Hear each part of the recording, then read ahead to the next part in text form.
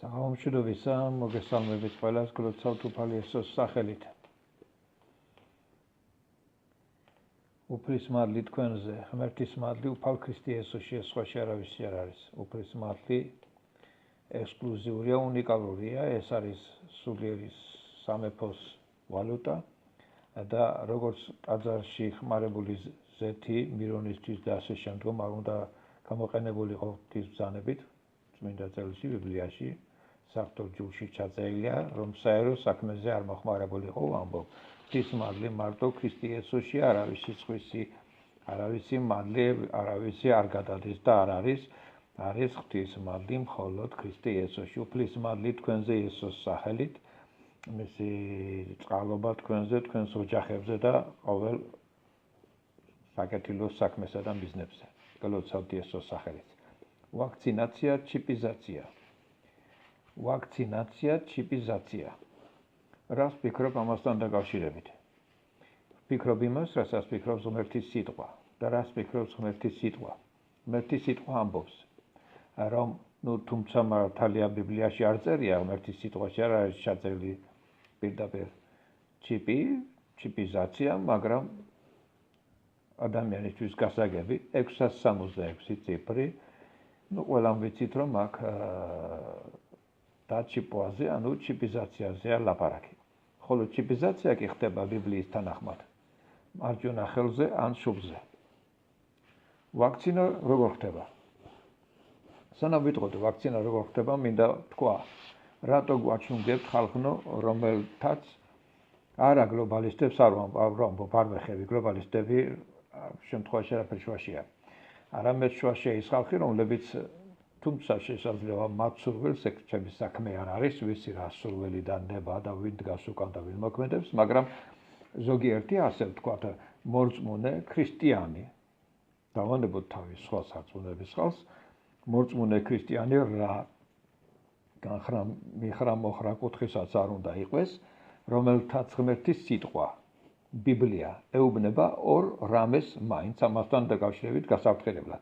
ნუ გახდებითო ყველა მასწავლებლებიო, მოწმობა და מחარობლობა ქრისტეს აღდგომისა ყველა მორწმუნე ქრისტიანს აქვს მოწოდებად, მაგრამ მასწავლებლობა ყველას არა. ამის შესახებ რატომაც ყველას არა, ცალკე მინდა ვთქვა, მაგრამ საქმე იმაშია, რომ ვერ ვახერხებ ვიდეო საუბრის გამოქვეყნებას, იძულებული ვარ გამოვიყენო პირდაპირ ეთერი. მაშასე მეორე გაფრთხილება ასეთია, რომ ჩვენ თავი დავიცვათ ჰეროდიანული საფუარისაგან. როცა ვაკვირდები აი მორწმუნეთა ქრისტიანთა ძველ თუ ახალ თუ ადრინდელ თუ დღევანდელ განმარტებებს, ნამოხვაწარს, ნაკადაგებს, ნაწერებს ფარისეულურ საფუარზე, სადუკეურ საფუარზე და ჰეროდიანულ საფუარზე სამთავეზე თანაბარი რანგის განმარტებები უნდა იყოს, თანაბარი დონის, თანაბარი ხარისხის. ვავიწყდება ჩვენ, რომ იესომ ეს სიტყვები, ეს გაფრთხილება თქვა იმ ქვეყანაში, სადაც ფარისეულობა, სარწმუნოება იყო, მიმდევრობა იყო ძირითადი რელიგიური და ისეთი სახისა იყო, რაც შემდგომ ფარისეულურ, ანუ თვალთმაქცურ, პირფერულ, გარეგნულ სახეთ და სინონიმად ჩამოყალიბდა. ეს გაგება, ანუ ფარისეულური, პირფერული. პირფერობა ფარისეულური საფუარია, სადუკეური საფუარი რა? მორწმუნეობა, რომელსაც არ სწავს სასწაულები, მაგალითად ზოგი ამბობს, ჩვენ არ გვჭირდება სასწაულები ღმერთიდან, სასწაულია ყველაფერია, მაგალითად მზე ამოდის და ასე შემდგომ. მზე ამოდის ეს და ყველაფერი ეს საოცრება, მაგრამ სასწაულია. როდესაც ავადმყოფები ეხებოდა იესოს, იესო არ ეუბნებოდა მათ, რომ მზეც რომ ამოდის, აქაც ყოფნით განკურნებოდა სასწაული თქვენ გჭირდებათ. ეგ სასწაული სხვა რამეა, სასწაული სახარების მამოწმებელია. ვისაც არ სამს მორწმუნეა ღმერთისა, მაგრამ არ ჟერავს ანგელოზების, არ ჟერავს სასწაულების ამბობს, რომ ეს არაა საჭირო, ან არ ხდება და ასე შემდგომ, ან ეს ზღაპარია და ან იყო და წავიდა, ეს არის სადუკეური საფუარი. რას ნიშნავს ჰეროდიანული საფუარი? ვინ არის ჰეროდე საერთოდ? ვინები არიან ჰეროდიანელები, რომლებიც რომ იესოსთან საკამათოდ მიდიოდათ ან მიყავდათ და იცით თქვენ რომ როცა მიუგზავნეს ხალხი იესოს და იქ როცა არის საუბარი მაგალითად აი ხარკის მიცემაზე და ასე შემდგომ ჰეროდიანელების მიუგზავნეს და რატომ ჰეროდიანელები და რატომ ხარკის მიცემა არ მიცემაზე? მე ამას შემთხვევით არ ვლაპარაკობ. ანტისახელმწიფოებრივ არა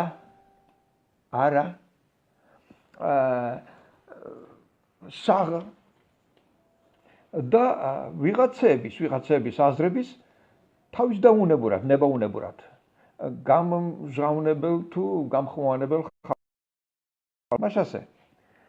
ჰეროდიანელები ვინ არიან? ვინ არის ჰეროდე? იესოს დროს იყო ჰეროდე, რომელმაც იცით თქვენ რომ ჯვარცმის წინ საათებში საკუთარი სამეფო ხალათი ჩააწვა. თვითონ ჰეროდემ ჩააწვა იესოს ხალათი. მაშასე თვითონ პილატემ დაწერა რომ იესო მეფეა. ეს შემთხვევით არაფერი არა. სამეფო ხალათი ჩააწვეს, დაწერეს რომ მეფეა. მაშასე ვინ არის ჰეროდე? ჰეროდე, რომელიც იესოს დროს არის ცოცხალი, ეს არის ჰეროდეს შვილი. ჰეროდე მამა ვინ არის? ჰეროდე მამა ის არის, რომელმაც ბავშვები გაწყვიტა იესოს დროს, როდესაც სურდა მოკლა მომავალი მესიის. მაშასე მე მგონი არის მინიშნება, რას ნიშნავს ჰეროდიანული საფუარი. ჰეროდე თუმცა შვილია და ტახტზე ზის, მაგრამ იგი ზის არა სამეფო ტახტზე, არამედ ყოფილი სამეფოს 4-ად დაყოფილი სამეფოს მეოთხედის ტახტზე. ანუ მისი სწრაფვა რა არის? რა საფუარი აქვს მას? რა აზრები ამოძრაებს? რა ამოქმედებს მას ცხოვრებაში? ტახტის მოპოვება, სამეფო სახელმწიფო ინტრიგები. წინააღმდეგ გამოსვლა. პილატე და ჰეროდე ერთმანეთთან წინააღმდეგობაში იყვნენ. ამიტომ ჰეროდეს ნიანული საფუარი ეს არის სახელმწიფოებრივი, ანტისახელმწიფოებრივი საფუარი. ტახტის სწრაფვა და სახელმწიფო ინტრიგები და ასე შემდგომ. ხო და რა შუშია აქ ეს ვაქცინაცია და ჩიპიზაცია. მოდი ვთქვათ ასეთი რამე, მე წაღამ თქვი, რატომ გვაჩვენ გეუბნებით? მოდი ვთქვათ ასეთი რამე. ჩიპიზაცია წერია პირდაპირ თუ არა ბიბლიაში მითითებული ადგილი. მარჯვენა ხელი და შუბლი. იქნება ორი სავაჭრო დონე, ვთქვათ მარკეტში, ან მეტროში, ან ავტობუსში. ყველას ხელი არ აქვს, ზოგისთვის ხელი.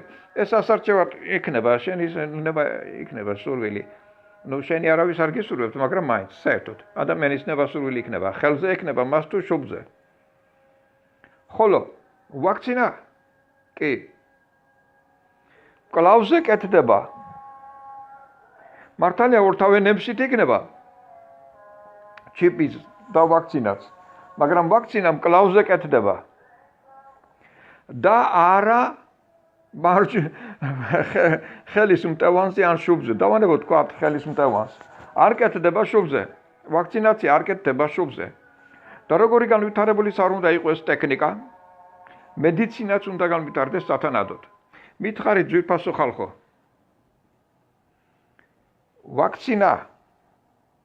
ვაქცინაცია და ჩიპიზაცია მარჯვენა ხელზე ან შუბლზე.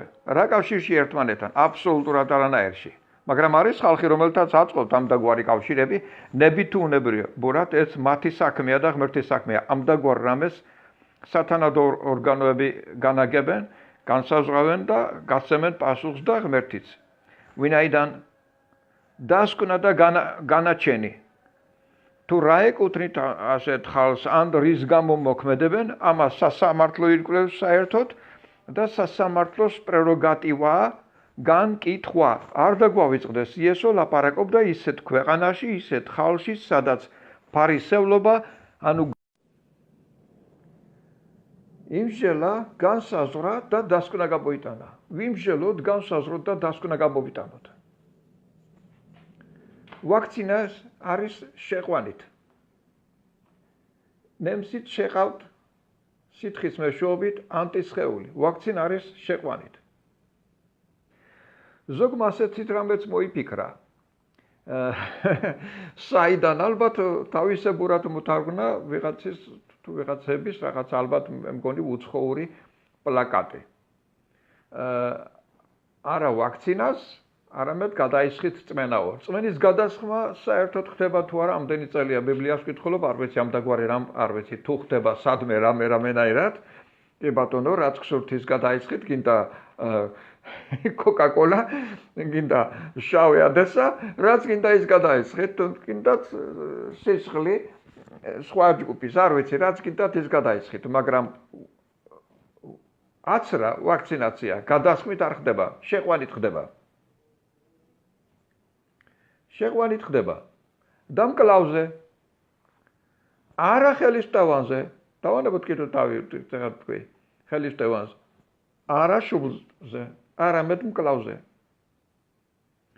რას ფიქრობ დათო შენ ვაქცინაციასა და ჩიპიზაციასთან დაკავშირებით? მე ვფიქრობ, რომ ხალხი უბრალოდ დლიკინობს, რაც არ იცის კარგად და რაც არ ეხება. არა აქვს მნიშვნელობა ჩემთვის, რა რანგის საერო თუ სასულიერო მოღვაწე ხარ შენ და რა დონის და რა განხრის. ჩემთვის მნიშვნელობა რა აქვს, უბრალო ადამიანი ხარ შენ თუ ბრალიანი, ანუ ფასეული ვიღაცა რანგის პროფესორი და ასე შემდგომ. პროფესორი იყო და გამოვიდა და თქვა, რომ პირბადეო მავნებელია ჯანმრთელობის ისო ნახშირო ჟანგი და ასე შემდგომ. და ამ პროფესორს მინდა ვკითხო. თქვენ შეეკითხეთ. 18 საათი ოპერაციას რო აკეთებს ექიმი. პირბადე რო უკეთია. ვინმე მთქვით რომ მავნებელია მისი ჯანმრთელობისთვის? 8 საათი ოთახში რო გწინავს დაკეთილ ფანჯარაში. უფრო ნაკლები ნახშირო ჟანგია და კიდევ სხვა მეტი მავნე. საუკუნეების განმავლობაში რო ატარებენ პირბადეს მუსულმანები, ვინმე სამებე არა უამრავ ინფორმაციას ვღებულობ და ვეძებ. არ მინახი არანაირი ინფორმაცია, რომ ვიღაცას ეთქვას, რომ მავნებელია ჯანმრთელობისთვის ამ ხალხისათვის ეს პირბადე. მე არ ვამბობ, რომ კარგია და სასარგებლო და სასიამოვნო და მოსაწონი. მაგრამ ჩვენ ხალხო საღაზს არ ვუხმობთ. ბიბლიაში პირდაპირ წერია, ვინ არის გონიერი, რომელიც ეძებს ღმერთს. შენ შეიძლება იყო არ ვიცი მე რა მეცნიერი და რა პროფესორი. გონიერი ხარ, როდესაც ეძებ ღმერთს და შენ შეიძლება არაფერი არ იყო. მაგრამ თუ ეძებ ღმერთს და თუ ეძებ ღმერთისას და თუ ეძებ ღმერთისგან ღმერთისთვის, მაშინ შენ გონიერი ხარ ნამდვილად. იცით, გონიერი ხარ. ჩვენ გონიერი ვართ გონია ხალხი. აი მაგალითად ამ ქვეყანაში რო ვარ, მე იციან შეკითხვა. ასე ორი მთავარ შეკითხვას გაიგონებ. თავი გაქვს, ანუ თავი გაბია, ესე იგი თქვა გაქვს და სიგურთ ანუ დაზღვევა თუ გაქვს. და ვისათვის რომ მეგობრებს ვეკითხები. რატო კითხულობ თავი თუ აქვს ადამიანს? თავი ყველას აქვს, გული თუ აქვს. თავი ჰიტლერსაც ჰქონდა. 10 კაცით იმპერია შექმნა. და მსოფლიო დამპყრობა მოინდომა.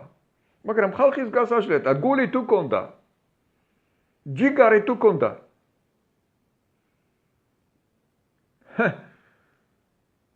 თავი და ცოდნა კი არ მოუტანია იესოს. გული და ჯიგარი მოიტანათ. ბიბლიაში ასე წერია. ისე შეგვიყვარა. რომ არ შესაყვარეს შეგვიყვარა და გადაგვარჩინა. ხომ ასეა ძირფასო ხალხო. მაინტერესებს ერთი რამე. მართლა ვამბობ, რატო გვაჩლუნგებ? თუ კი სახელმწიფო გამოგიცხადებს, რომ ერთი კვირა ჩაიკეტე საკუთარ ოჯახში. საკუთარი ოჯახის წევრებთან რატომ ამბობ შენ და რატო წერ ინფორმაციას რატო ავწელებ ისე თითქოს გალიაში ჩაკეტეს რა რო გამოხვალ გარეთ მე ეზო მაქვს სახლში ოზურგეთში სადაც ცხოვრობ და მახსოვს ასეთი რამე სულ როცა ძაღლს აუშვებდით სიხარული დარბოდა ძაღლი რომელიც ყებს იკბინება კატა კი არა იგი ანჩეტი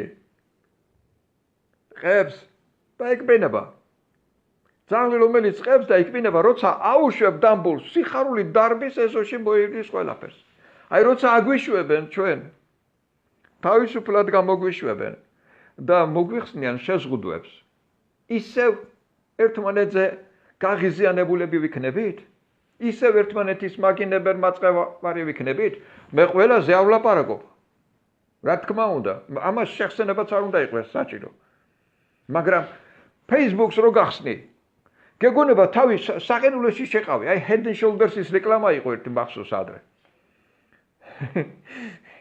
კეტლიდან კეტლის ფხარიდან ვაპატიეთ ამ შედარებისთვის ფხარიდან გახურებული თავი მასში საყენულეში შეყავ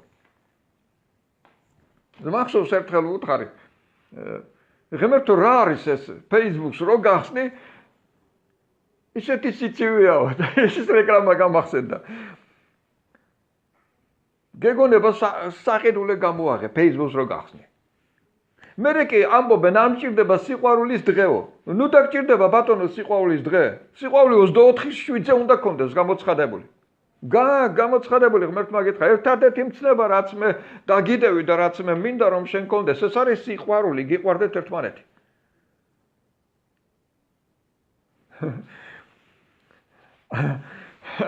არა ვაქცინაცია ნუ გაიკეთებ ვაქცინაცია მე გავიკეთებდი მაგალითად სიტყვაზე არა მაგის პრობლემა გაიკეთებდი თუ არა შენ დათო გავიკეთებდი ვაქცინაციას მაგრამ არ ვიკეთებ იმ ვაქცინაციას რომელსაც შენ იკეთებ და არ გავიკეთებ არ შევეკითხები Facebook-ს რა მექნება 2025 წელს არ მჭირდება ასეთი რამ Facebook მარჩიელობა გააკეთე შენ რაფერს გინდა მე არ შევეკითხები ამას მე არა ვარ არც თქვენზე ვეტად კარგი უკეთესი ცხოვრებაში თუ ვინმე გინახიათ ცუდი და უსაზიზღრესი ადამიანი მე ვარ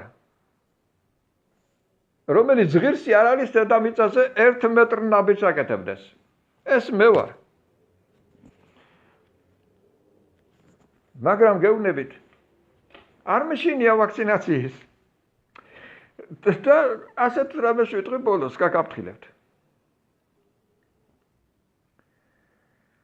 ჩიპიზაცია ნამდვილად მოვა ღმერთმა დაწერა 2000 წლის წინ გაგვაფრთხილა და დღეს ხდება ცხადი ეს არ ყოფილა ნერონის დროს ნერონის დროს არ იყო საჭიროება და შესაძლებლობა ბიბლიაში ასე წერია ვისაც არ ექნება ეს ნიშანი ვერ იყიდის ვერ გაყიდის რა უნდა ამის მიხვედრას მარკეტში იქნება ორი დონე ხელი ან შუბლის მისადები რომ კაპ და ჩამოყაროს ანგარიში როგორც როცა აკიდულობ თქვა სიტყვაზე აი ნესკაფე იყიდე სუპერმარკეტში და გაატარებ ტაკ და ჩამოყრეს და გეტყვის 6 და 75 მე არ ვიცი რა მაგალითად ვამბობ 6 და 75 ერთდროს იყო მაგალითად აქ ახლა პირობითად 6 ლარი ახლა 9 თუ 10 თუ 12 მაშასე ჩამოყრეს ანგარიშს და ასე იქნება თუ არ გექნება ეს ხელზე ან შუბზე ღმერთმა დაგიფაროს თუ არ ექნება ვინმეს ხელზე ან შუბზე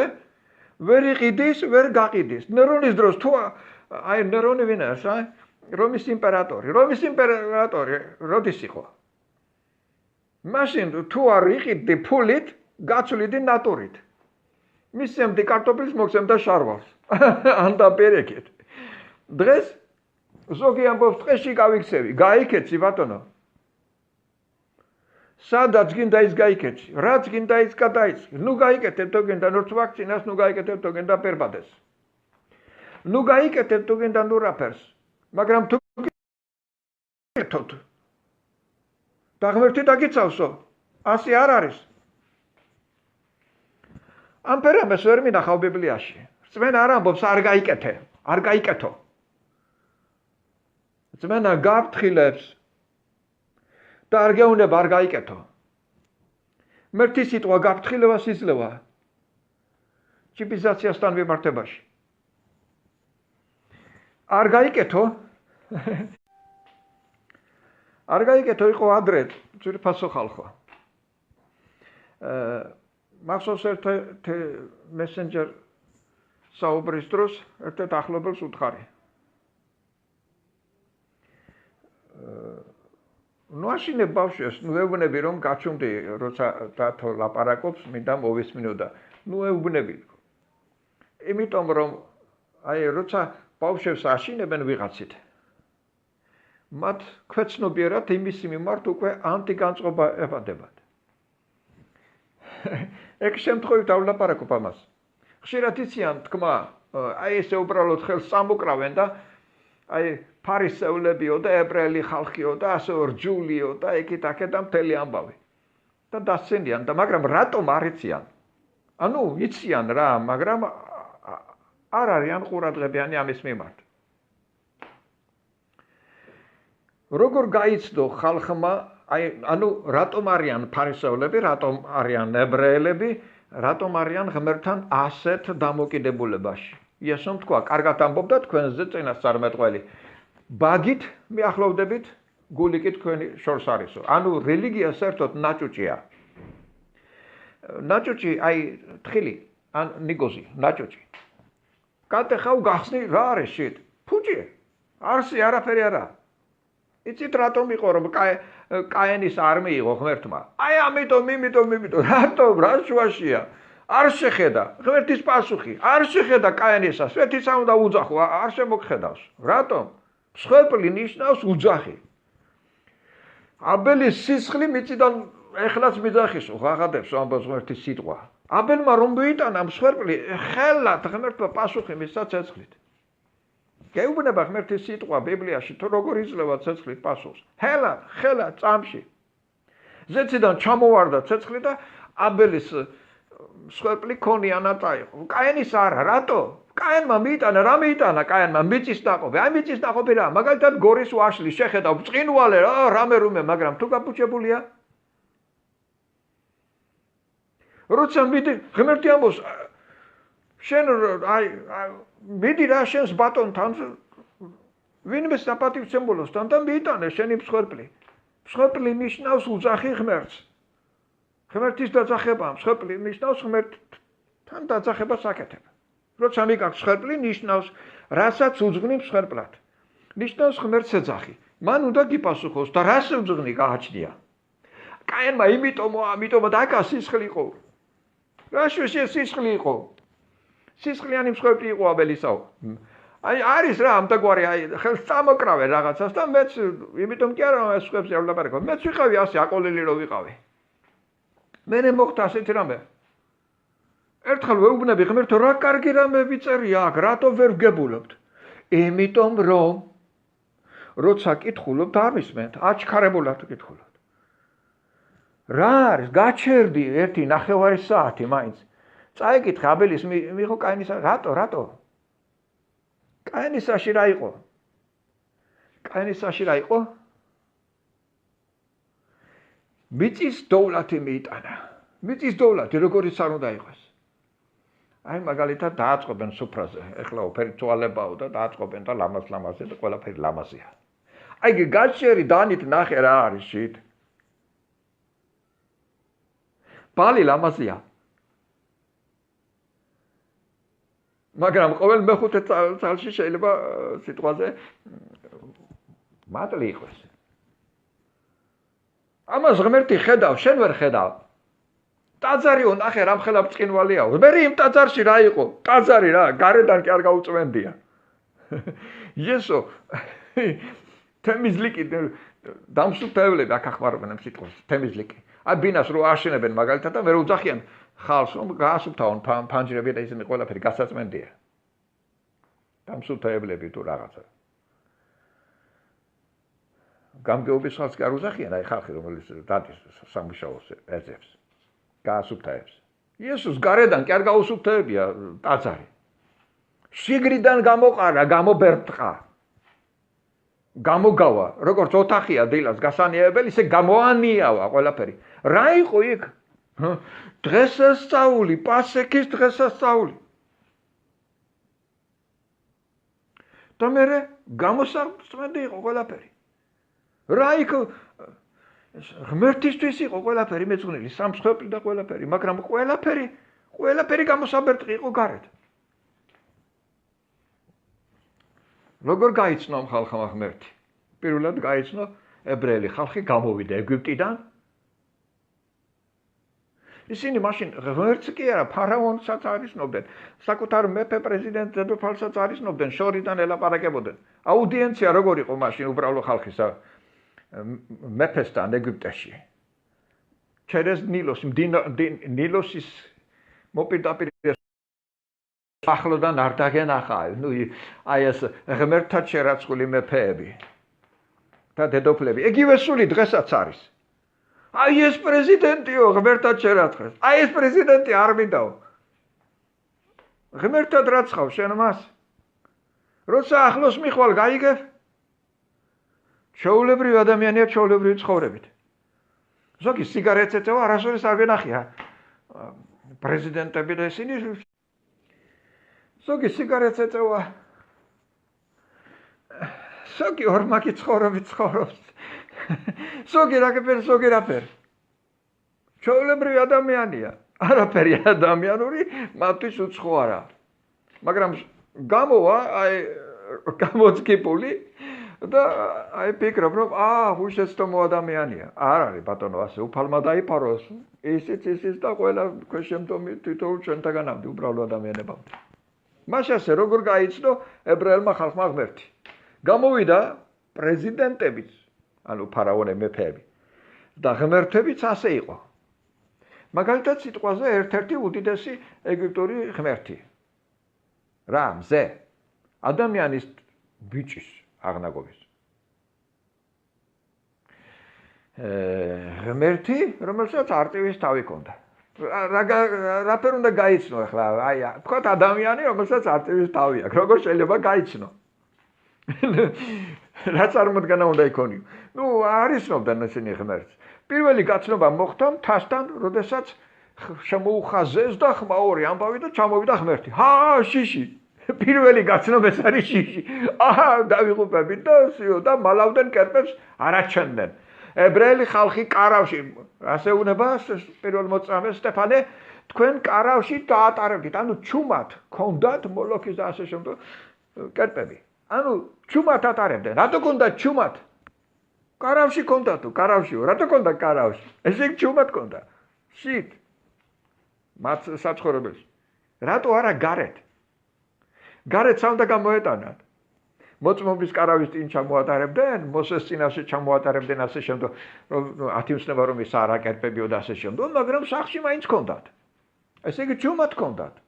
და ეგვიპტეში ჩუმად არ უნდა ყოფილიყო, გარეთ უნდა ყოფილიყო, როგორც მაგალითად სიტყვაზე ადამიანმა იყიდა მერსედესი და წინ მიაწევა ნალი. ავითვალისაგან დაიფაროს. აი ასე ქონდათ ღმერთები. სამსონმა ვირის თავით გალახა 1000.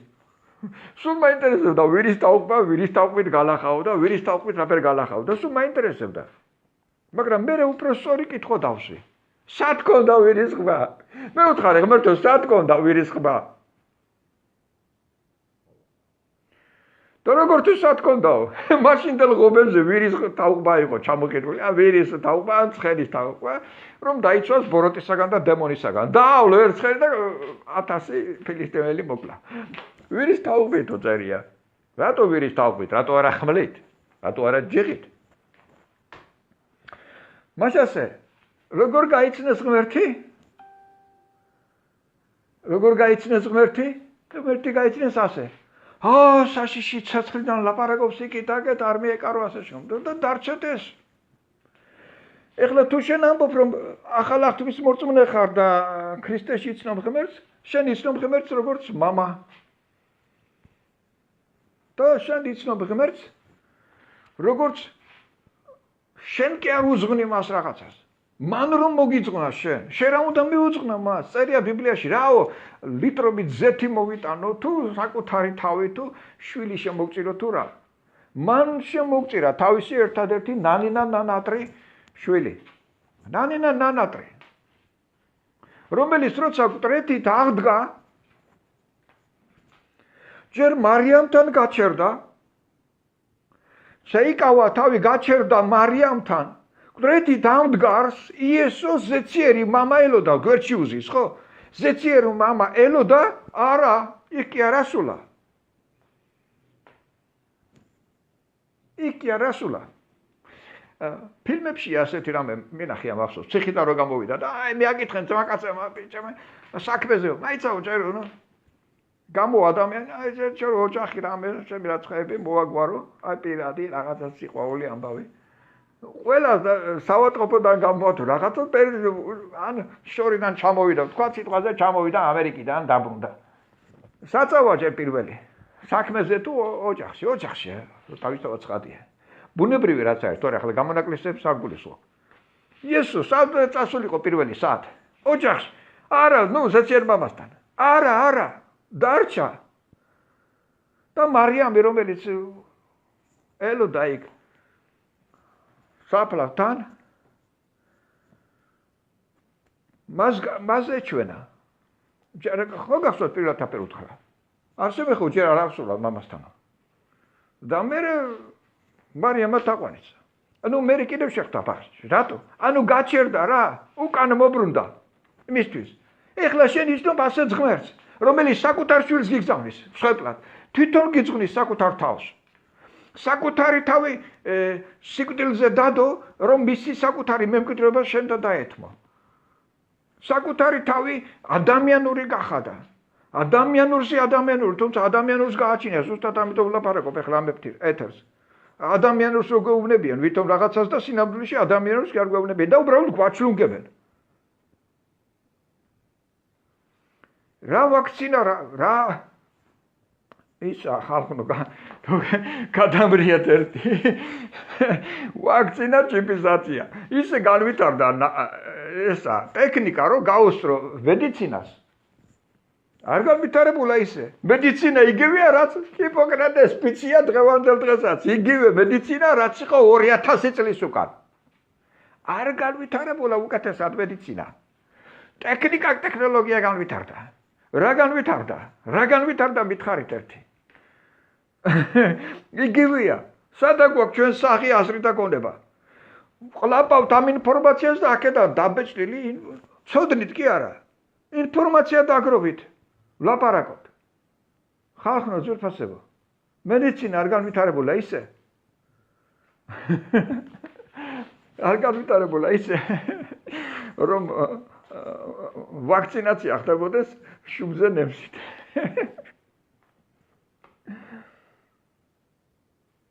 გამიგეთ ძვირფასო ხალხო? რაფერაა გელი მოდისო? პოლიტიკა ის კი არა რაც საწყას არის ზედა თაროებზე კეთდება. პოლიტიკა ისაა რაც დახს ქვეშ კეთდება. როგორ დაიწყო პირველი მსოფლიო ომი? რაღაცა პრინცი მოკდა. რა შუაში იყო? აჰა. როგორ დაიწყო მეორე მსოფლიო ომი? გერმანიის რადიო სადგურზე პოლონელების თავდასხმა მოხდა. ეხლა პოლონეთის საელჩო პასუხი არ მომთხოვოს. არანაირ პოლონეთის თავდასხმა არ მოხდა და ვერანაირ მაშინდელ გერმანიას პოლონეთი მაშინდელი ვერ შებედავდა. ეს იგივე იქნებოდა ფიშტოთი გურულები მიხდებიან. ამით სპიჩკით გასასროლი ლევერველით რო შეებრძოლო თუნდაც ავიღოთ რევოლუციის დროინდელ იმას. ვინ ტოვგას ამას თობს ქრისტიან თობს. არ არის ბატონო ასე. ვერ გაბედავდა, ეს იყო თვითონ გერმანელები. მაგრამ მიზეზი მოსდო პოლონეთს და დაიწყო მეორე მსოფლიო ომი. პოლიტიკა არის ის, კი არა, რასაც ყველა ხდება. და აფროსინე და ციცინო და სახელებს მომბობ ავცინე არავის. აფროსინე და ციცინო და აქცენტა ყველა ხდება დამზარი ბუხართან. ეგი არა პოლიტიკა. ეს ის არის რაც გამოსაჩენია და რაც შენ უნდა დაინახო და რაზეც შენ უნდა ატეხო პოხონდრია. ან ამ მთავრობას, იმ მთავრობას ასე შევ. ეს არა პოლიტიკა. პოლიტიკა უფრო დაბალში ხდება. თუმცა არც ისე რთულია, რომ აქიც მარსიანელებისთვის გასაგები და ჩვეულებრივი ხალხისთვის არა. მაშინ ჩვენთვის გასაგები არ იქნებოდა. რომ თურმე პოლიტიკა რაში კეთდება, სად კეთდება და რაფერ კეთდება. მაგალითად, თუ კი გლობალისტებს აწყობს პირობითად ეს ვაქცინაცია, მაშინ აწყობს იცი რისთვის? გეუბნებით, პირდაპირ გეუბნებით. გლობალისტების სასარგებლოდ ლაპარაკობთ და იქცევით. გონიათ რომ ხალხს აფრთხილებ თვითონ. და თვითონ